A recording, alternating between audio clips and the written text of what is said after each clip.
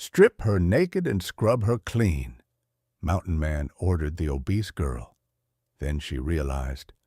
$20 for the fat one. She'll scrub floors, haul slop, and eat your scraps. Who's buying? Laughter exploded inside the Golden Spur saloon.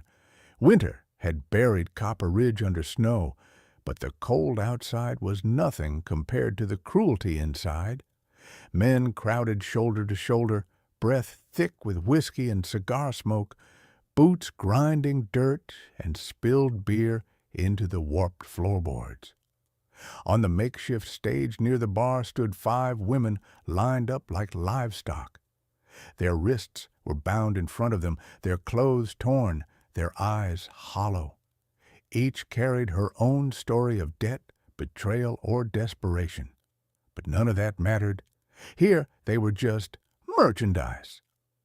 At the end of the line, Esther Brennan tried to make herself smaller. It was impossible. At 22, she was short and soft, with round cheeks and a full, heavy body that the town never let her forget. They had called her names since childhood: cow, hog, waste of space. Her late mother had always said, "A girl with meat on her bones is a blessed girl." But her mother wasn't here now. Her father wasn't either. Lung fever had taken him 2 weeks ago, leaving nothing behind but an unpaid debt to the very man shouting over the crowd. Cornelius Whitmore, owner of the general store and half the town's misery. "Step forward, Esther," he barked, shoving her to the center of the stage. She stumbled, nearly falling to her knees. The room roared with laughter. "There she is, gentlemen." Cornelius spread his arms wide. "The Brennan girl. Her daddy owed me $200 when he died, and I aim to collect. She's strong as an ox, big enough to carry twice her weight, and too scared to talk back. A bargain if I ever saw one." A ranch hand near the front jeered. "More meat than manners. Strip her naked and scrub her clean before you sell her, Whitmore. Might find there's a woman under all that lard." The crowd howled. Esther's face burned. She stared at a knot in the floorboard and tried not to cry. Crying never helped. Crying only made them meaner. Cornelius smirked. "What do you say, boys? Start the bidding at $50. Silence. "40 then?" More silence. A few men muttered about feed costs, about how much she'd eat, about how she wasn't worth the trouble. $20, Cornelius snapped, face flushing. "You won't get a cheaper body this side of the Rockies. Someone take the cow off my hands." Esther closed her eyes. If no one bid, he'd send her to a brothel in the mining camps. She'd heard stories of girls who never came back. Her stomach knotted. If you're listening to this right now, tell me in the comments, where in the world are you hearing Esther's story from? Because in the very next heartbeat, everything changed. The saloon doors flew open with a crack, winter wind slamming into the crowded room. Snow followed the gust, spiraling across the floor. Men cursed and turned and fell silent.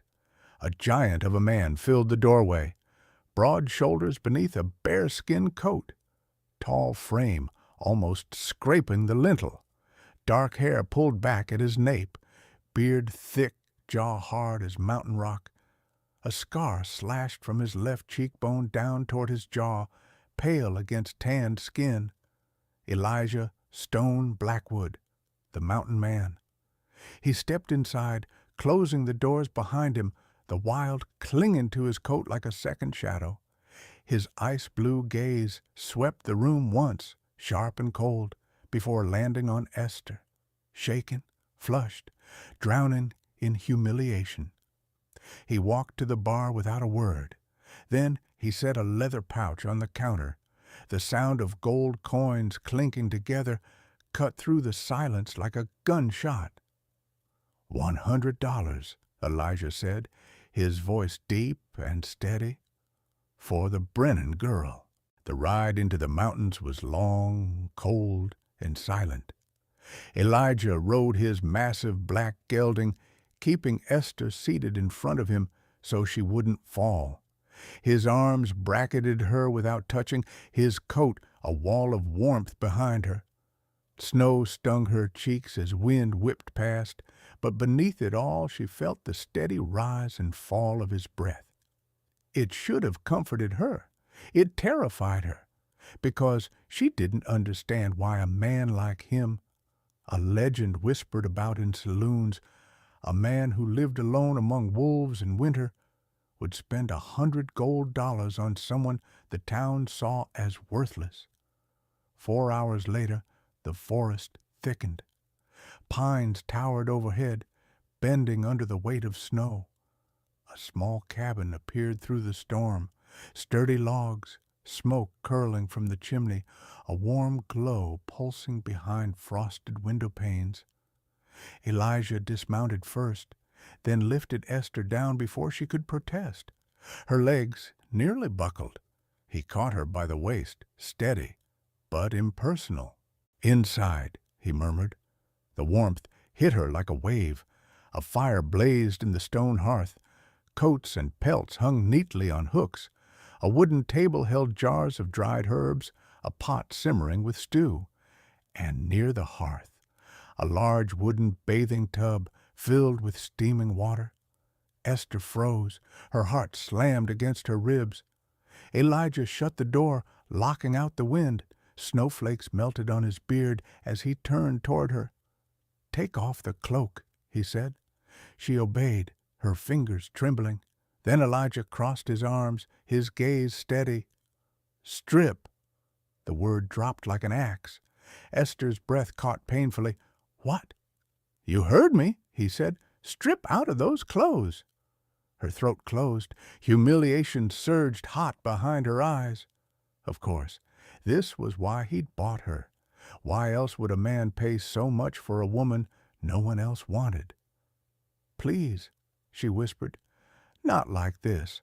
I know I'm big. I know I'm ugly. Just don't make it worse."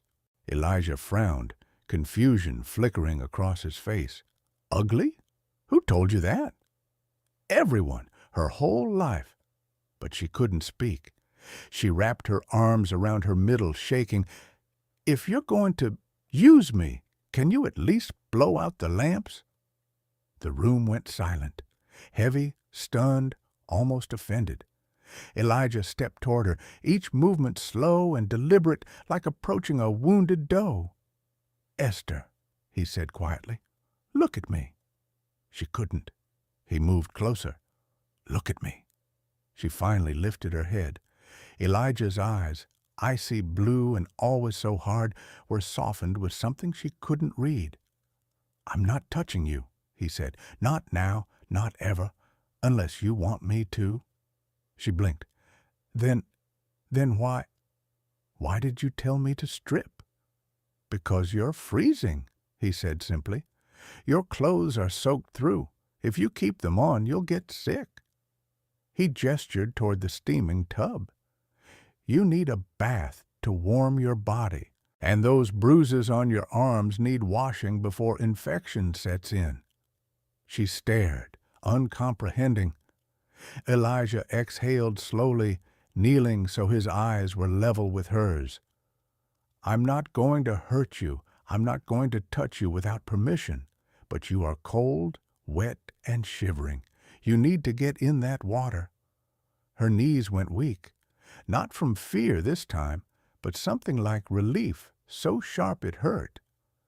"But you said—" "I said strip," Elijah interrupted, "because your fingers are shaking too badly to unbutton anything without falling over."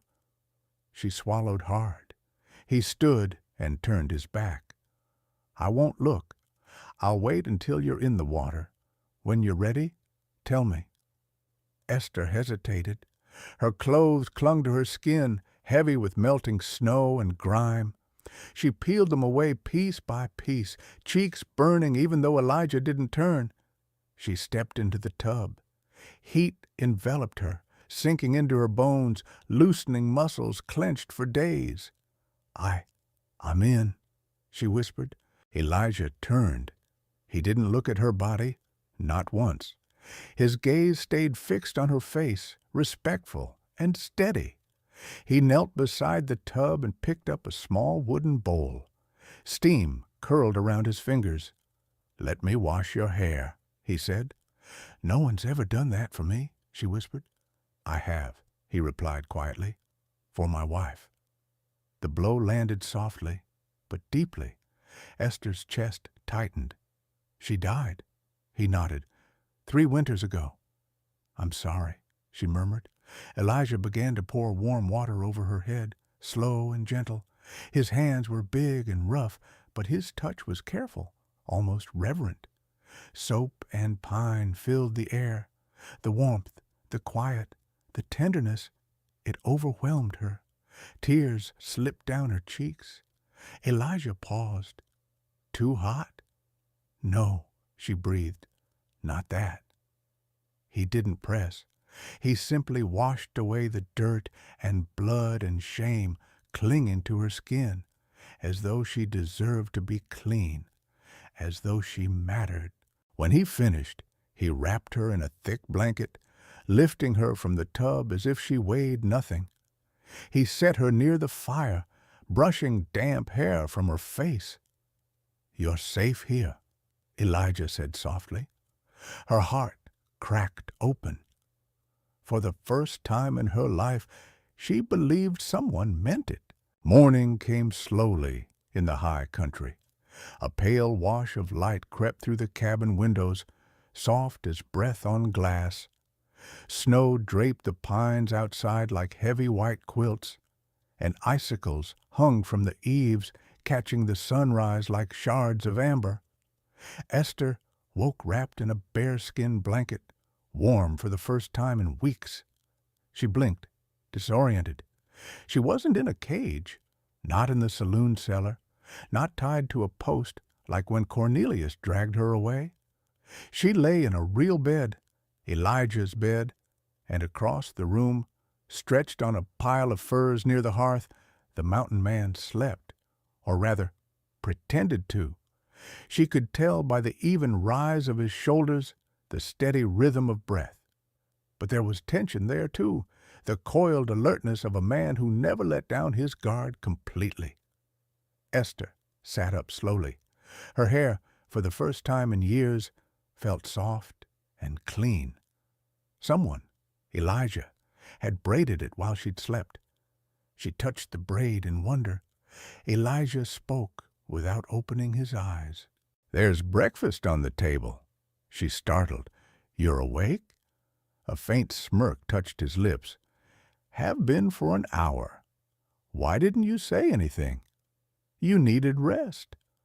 Esther flushed. She rose and crossed the room, her step still uncertain.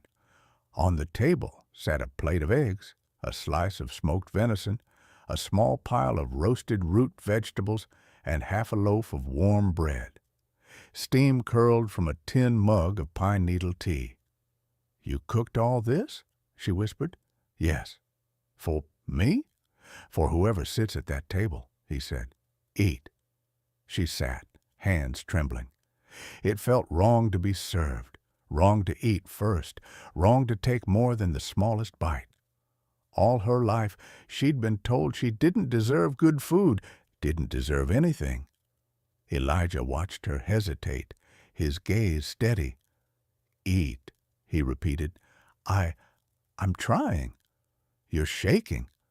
"I don't want to disappoint you." His brows drew together, perplexed. "You think eating disappoints me?" She nodded. Elijah pulled out the chair across from her and sat, elbows on the table, posture relaxed, but gaze razor sharp. "Esther," he said slowly, "you're not overeating. You're starving." She flinched. "You need strength to survive up here. Food isn't a sin." "It is for me," she whispered. "People always said I was greedy, disgusting, wasteful." "People were wrong," he said. She swallowed hard. "How do you know?" Elijah leaned back, studying her with a seriousness that made her pulse skip.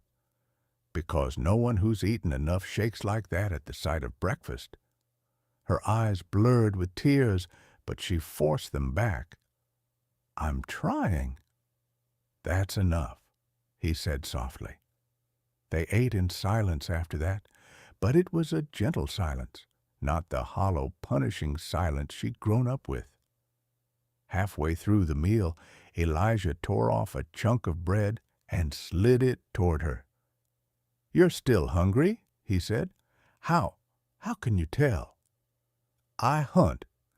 I track animals by the smallest signs." "You're easier." She choked on a laugh. Elijah's mouth twitched, not quite a smile, but close. When they finished eating, he stood. "Come." She followed him outside.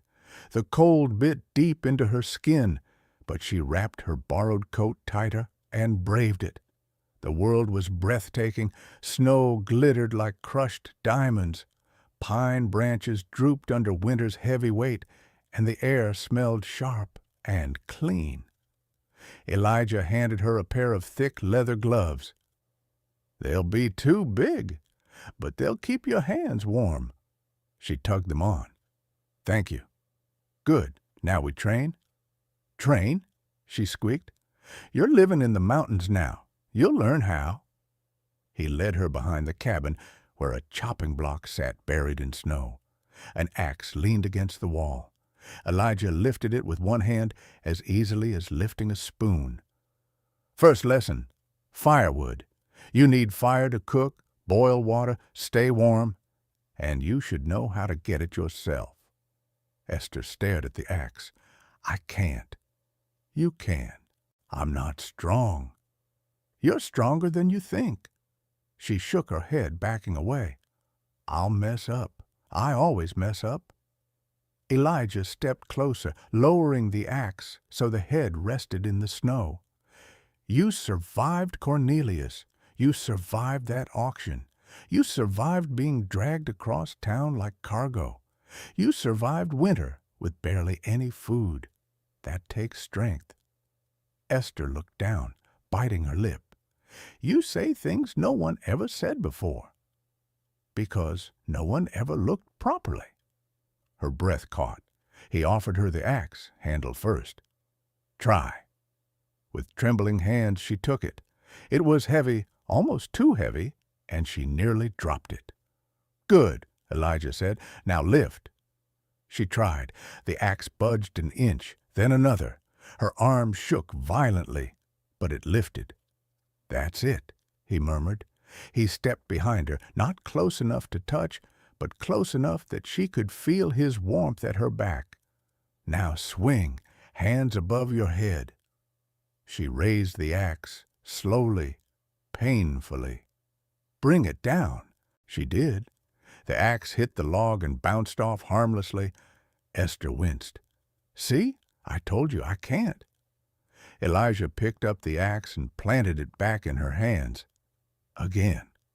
"I already failed." "You'll fail 100 times before you succeed. That's training."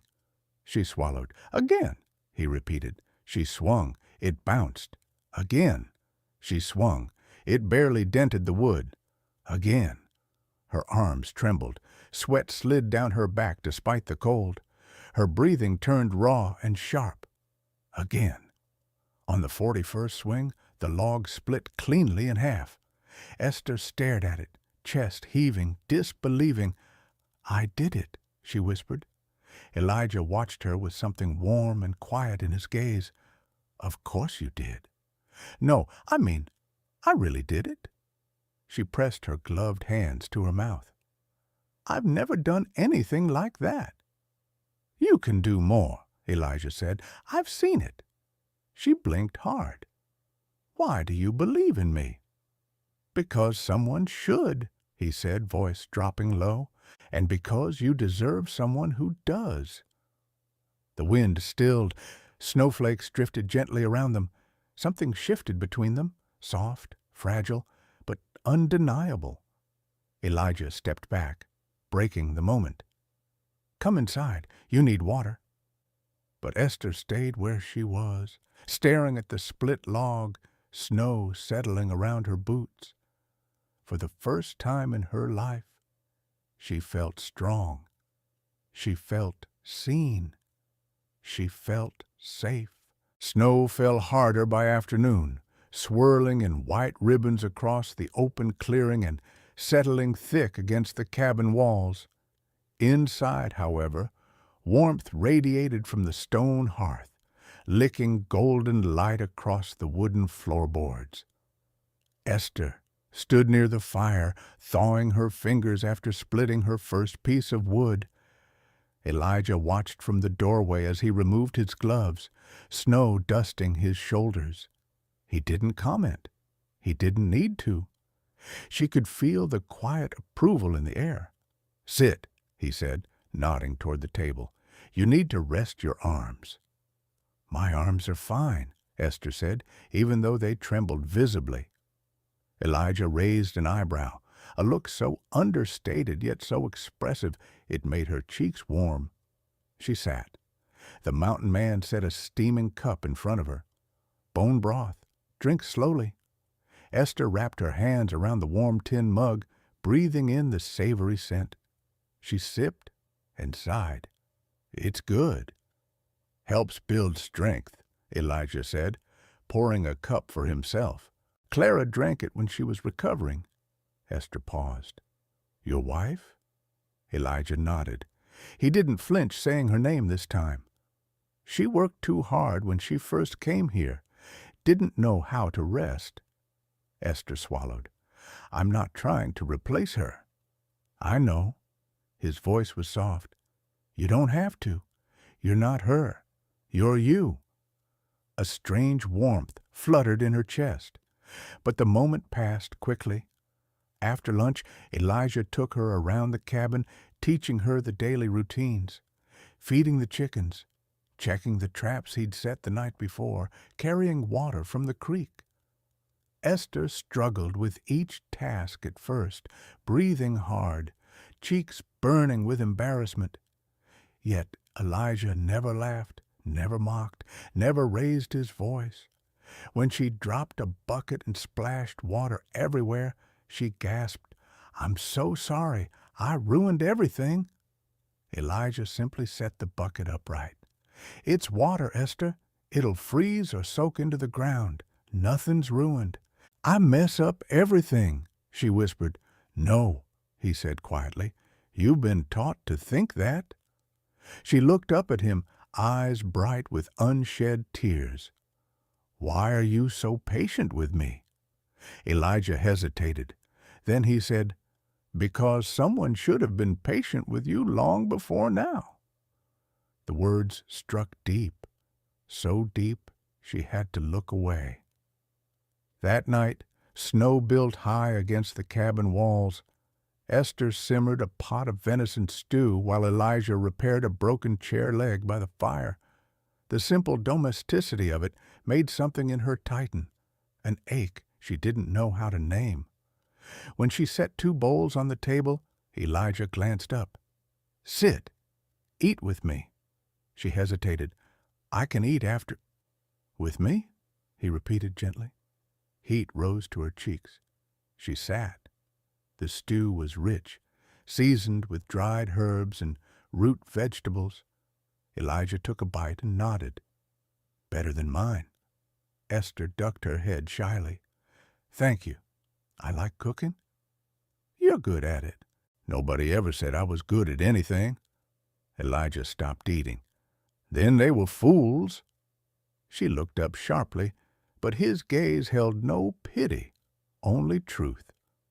After supper, Elijah taught her to mend torn seams on his flannel shirts. She pricked her finger twice, muttering apologies, but he only said, "Keep going. You're learning." By the time the fire burned low, Esther felt a strange warmth in her chest. Not the heat of the hearth, but something gentler, deeper, something she hadn't felt in years. Belonging, safety, hope.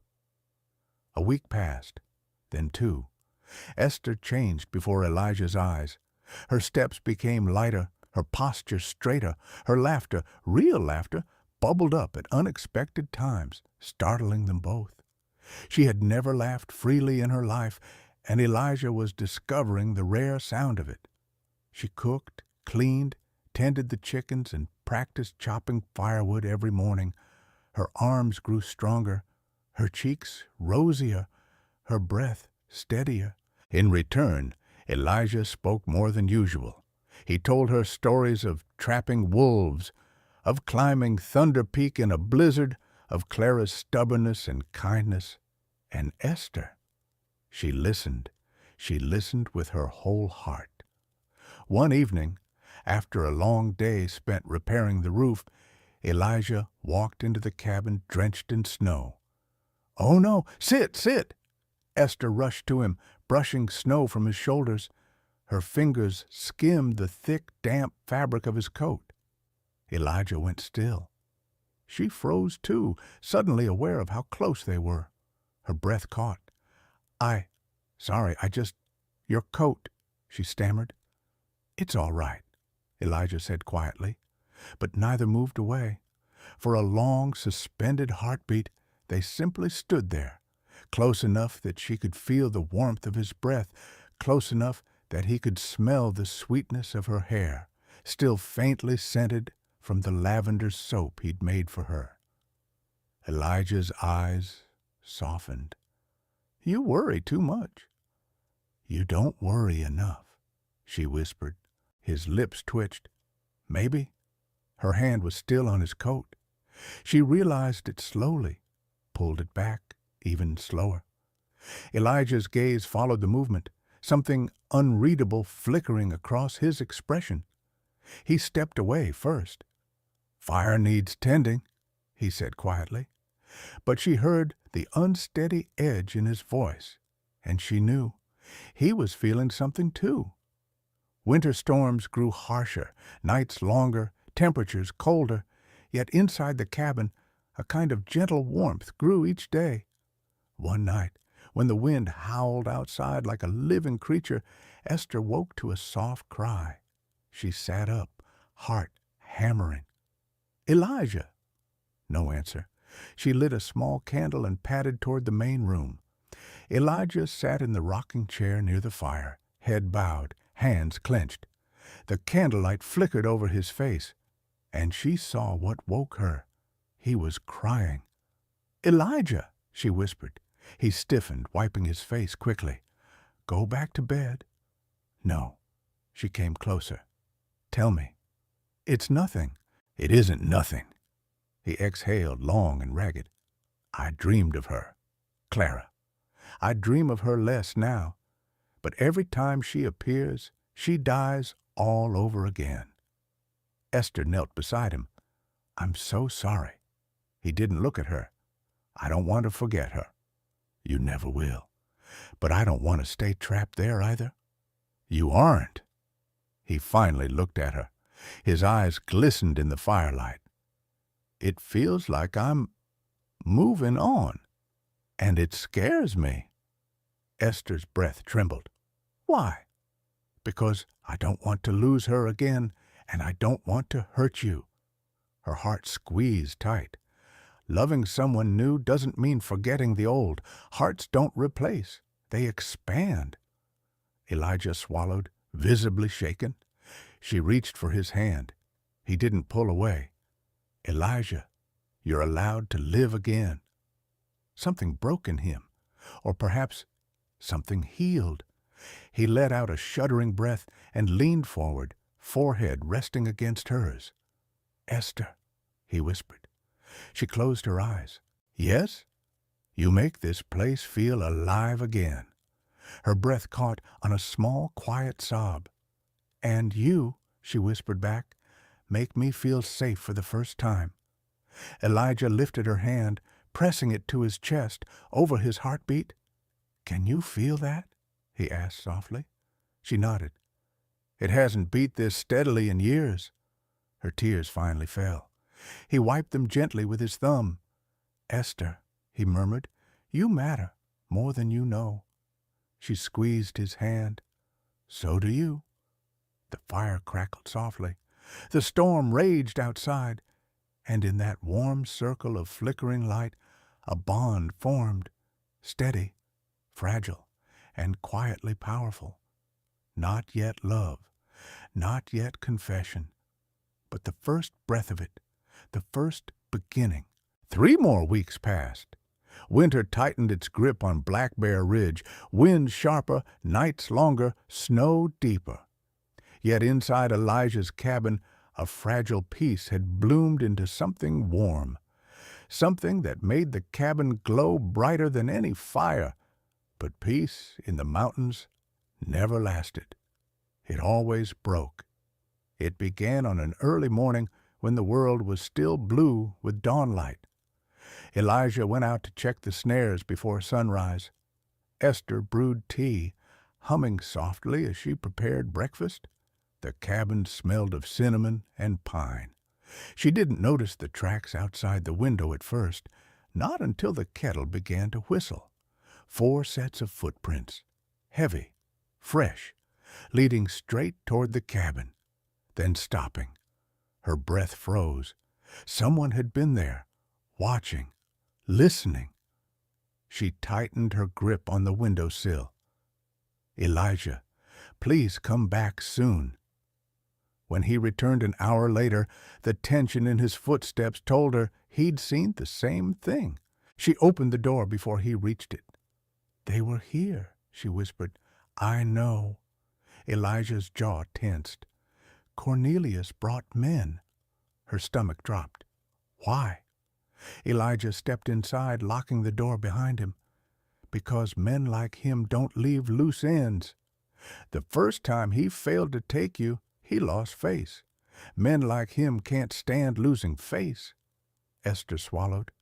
So he's coming again. Elijah nodded. He will, and next time he won't bring 6 men. He'll bring 20. Esther's knees buckled. Elijah caught her before she hit the floor. Easy, he murmured, steadying her. What do we do?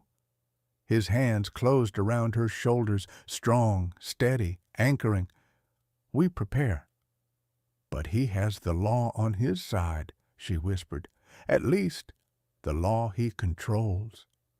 Then we bring a different law. She looked up, confused.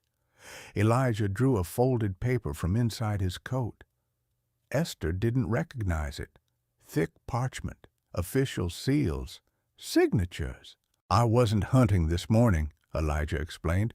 I was retrieving this. He handed it to her. She read slowly, voice trembling. United States Marshal, warrant, Cornelius Whitmore, fraud, extortion, forced servitude. Her breath caught.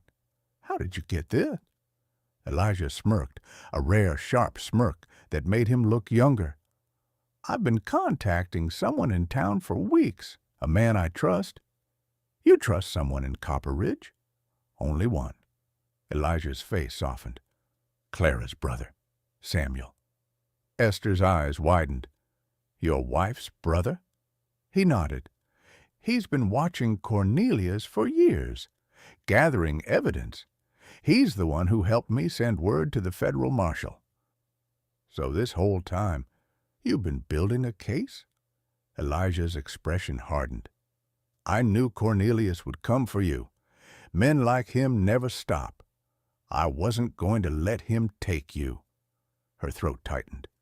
You planned this to protect me? I'd do more than that, he said quietly. For you. Her breath shivered. He touched her cheek gently. But a warrant isn't enough. Cornelius knows the mountains.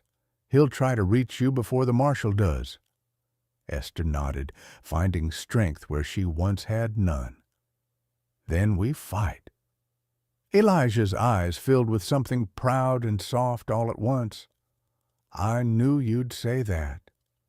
They spent the next days preparing the cabin for siege. Elijah reinforced the doors with thick beams. Esther helped secure the windows with heavy shutters. He taught her the blind spots where an enemy could hide and the angles from which she could fire a rifle without exposing herself. "You don't have to do this," he told her one night as they stood by the fire. "I can take them alone." "No," Esther said firmly. "This is my fight, too, and I won't let you stand alone." Elijah's gaze softened, slow, careful, full of emotion he rarely allowed himself. "Clara was brave," he murmured, "but she never learned to fight." Esther lifted her chin. "Then I'll fight for both of us." He nodded once. "Then you'll need this." He handed her a small leather pouch. Inside was a delicate silver necklace with a small carved wooden pendant, smooth from years of being held. "Elijah, what is this?" "My wife's necklace," he said quietly. "She carved it when she was pregnant, said it would protect whoever wore it." Esther stared at him, stunned. "I can't take this." "I'm not asking," he said softly. "You're part of this home now, part of this life, and I want you protected." Her throat tightened. She fastened the necklace around her neck, the pendant warm against her skin. "Thank you," she whispered. Elijah touched the pendant lightly, his fingers brushing her collarbone. She felt the warmth of that touch long after he stepped away. The attack came at dusk 3 days later. Snow fell in heavy sheets, muting sound, except for the sudden crack of a branch outside. Elijah froze. Esther dropped the sewing she'd been doing. "Elijah?" He didn't answer. Instead, he blew out the lanterns. Darkness swallowed the cabin. "Elijah," she whispered again, heart pounding. He found her hand in the dark, guiding her behind the big wooden table. "Stay low," he murmured. "Breathe slow." Her pulse thundered in her ears. Outside, boots crunched in the snow. Many boots, 20 at least. Then Cornelius's voice. "Blackwood, come out. Give me the girl, and maybe I'll let you live." Esther's stomach turned. Elijah stood, rifle in hand, body coiled like a wolf ready to strike. He didn't shout back, didn't move. Cornelius continued, his voice dripping venom. "That girl is mine. She owes me. Her father owed me. She belongs to me." Esther felt Elijah's rage like a storm. He whispered, "Cover your ears." "What?" "Do it." She obeyed. Elijah fired a single shot. A scream echoed outside. "There's your warning shot," Elijah growled. "Leave now, or the next one is between your eyes." Cornelius snarled, "Kill him! Burn the cabin! Smoke them out!" Snow exploded outside. Footsteps thundered toward the cabin. Esther gripped her rifle so tightly her knuckles went white. Elijah crouched beside her. "You stay behind me." "No," she whispered fiercely. "I fight with you." He looked at her, truly looked, and something fierce and tender lit his eyes. "Then don't miss," he said softly. The cabin shook as the first attackers slammed into the door. Esther raised her rifle. Elijah positioned himself beside her. They stood together, two souls who had survived cruelty, found solace, found strength, and now, together, stood ready to fight for their new life, for each other. The door cracked under the force of the next blow. Elijah exhaled slowly. "Stay close," he murmured. "I'm right here." The next strike broke the latch. Snow and screams poured inside, and the battle began. The cabin door splintered inward, wood shattering under the force of boots and rifle stocks. Snow blasted through the opening, swirling in a violent gust that carried shouts and curses into the warm, fire-lit room. Elijah didn't hesitate. The moment the first attacker lunged through the doorway, he fired. The blast echoed like thunder inside the cabin. The man fell instantly, collapsing onto the snowy threshold. "Reload!" Elijah barked. Esther didn't freeze, not this time. She loaded her rifle with shaking but determined hands, breath fast but steady. Everything Elijah had taught her surged into place. How to load, aim, breathe. How to trust herself. Another man charged through the broken doorway. "Esther!" Elijah warned. She lifted the rifle, heart pounding, pulled the trigger. The bullet hit the man's leg. He fell with a howl, dropping his revolver as he crashed to the floor. Esther gasped, shocked she'd actually hit him. But Elijah caught her arm, steadying her. "Good," he murmured. "You stopped him." Boots thundered outside. More shadows gathered at the door. Cornelius shouted behind them, voice shrill with fury. "Burn it down! I don't care how! Burn it!" "No," Elijah growled under his breath. "Not today." He grabbed the old iron stove door, shield-like in its weight, and braced it against the broken opening. Gunfire exploded from outside, bullets thunking into metal. Sparks flew. "Elijah!" Esther cried. "I'm fine," he shouted, pushing harder. Smoke drifted inside as someone outside lit torches. Esther's blood went cold. They were really going to burn them alive. Elijah roared over the gunfire. "Esther, through the back window!" She shook her head fiercely. "I'm not leaving you." "Elijah!" Cornelius shouted. "Let her go, and I'll let you live." Elijah snarled, voice cold as the mountain winds. "She's not yours." He turned to Esther. "Go, now." "No," she screamed. "I'm staying. I'm not losing you." He hesitated, just for a heartbeat. Then something shifted in his eyes, something raw, something that shattered all that distance he had tried to maintain. He grabbed her face with both hands, pulling her close, his forehead pressed against hers. "You are the bravest woman I've ever known," he whispered. "But if you stay, we both die." "I don't care," Esther sobbed. "I won't leave you alone." "You won't," Elijah said softly. "You'll go out that window, and I'll be right behind you."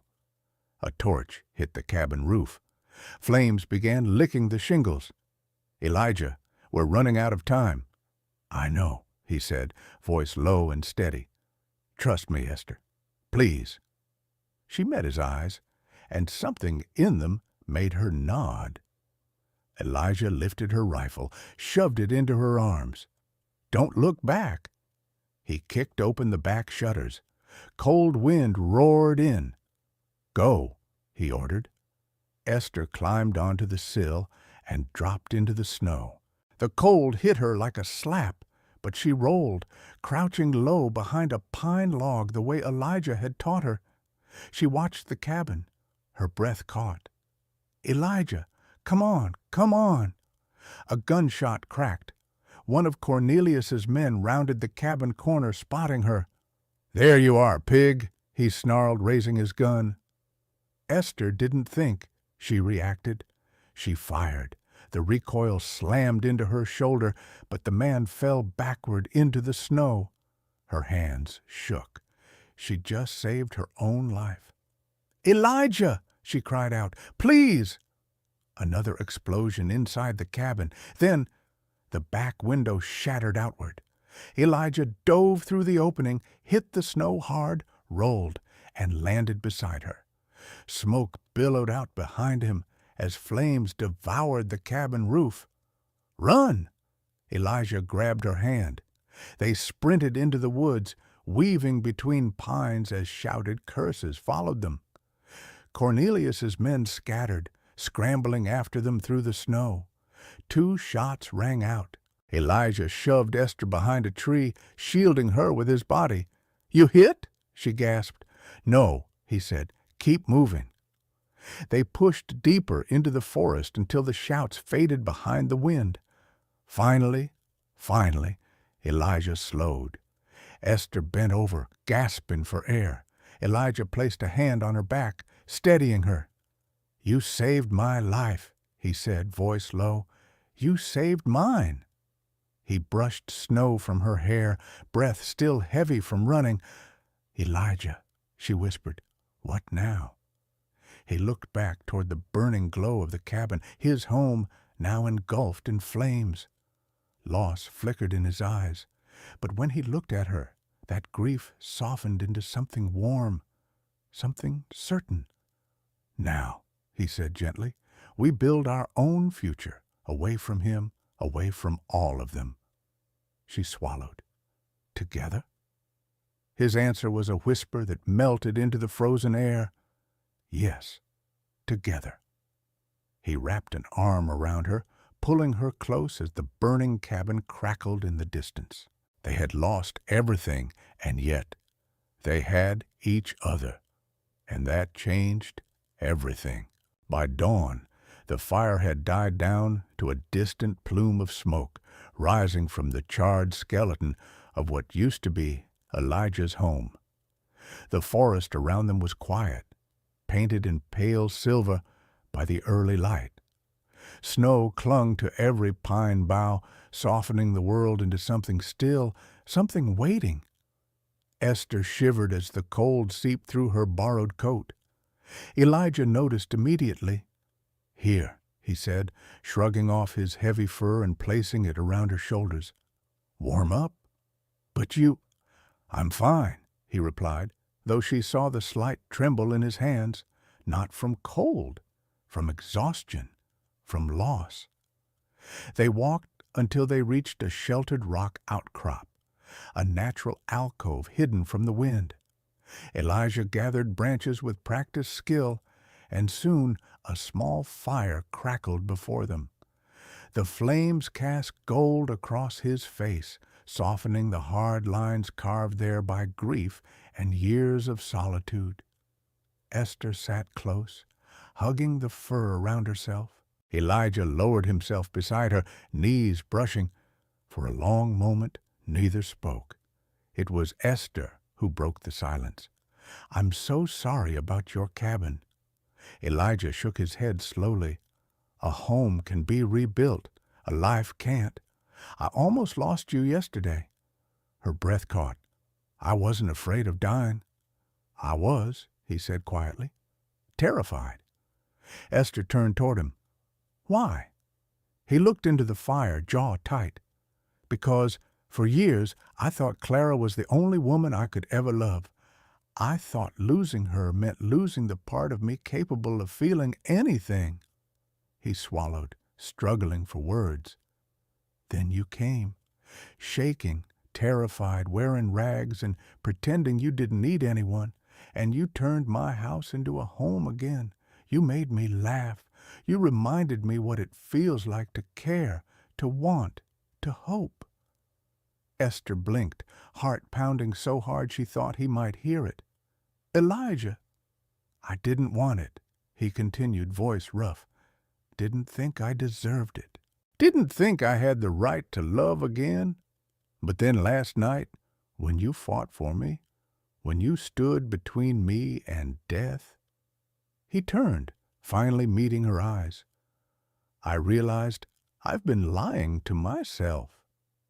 He reached out, cupping her cheek with a calloused hand. "I love you, Esther Brennan." Her breath trembled as tears filled her eyes. "Even though I'm—" "Don't," he whispered fiercely. "Don't say what they taught you to say. You are strong. You are tender. You are brave. You are beautiful. And you are the only woman I want beside me." A tear slid down her cheek. He brushed it away with his thumb. "Elijah, I love you too," she whispered, "more than I ever thought possible." He leaned in, forehead touching hers, breath mingling with hers in the cold morning air. "Then stay with me, for as long as you'll have me." Esther closed her eyes, overwhelmed. "I want that. I want all of it. A life with you." He kissed her, slow, reverent, full of everything they had survived to reach this moment. When they finally parted, Elijah wrapped his arm around her, pulling her against his side as the fire popped softly before them. Esther rested her head on his shoulder. "Elijah? Hmm? What happens now?" He exhaled slowly, the question settling between them like a fragile bird. "That depends," he murmured. "Do you believe love like ours is strong enough to stand against the world waiting down that mountain?" Esther looked at him, at the man who'd rescued her, protected her, chosen her, and felt her answer rise like warmth from her chest. But she didn't speak it. Not yet. The question lingered in the cold air, trembling between hope and fear. A promise waiting to be claimed. "Thank you for staying beside Esther and Elijah through every moment. The terror in the saloon, the long ride into the mountains, the fragile sparks of trust, the night everything burned, and the dawn when love finally spoke its name. Stories like theirs remind us that even in the harshest winters, warmth can return. Even in broken places, new beginnings can rise. I'd love to know, where in the world are you listening from right now? Your comments and your presence keep these stories alive. And if your heart still believes in second chances, the next tale is already on its way to you.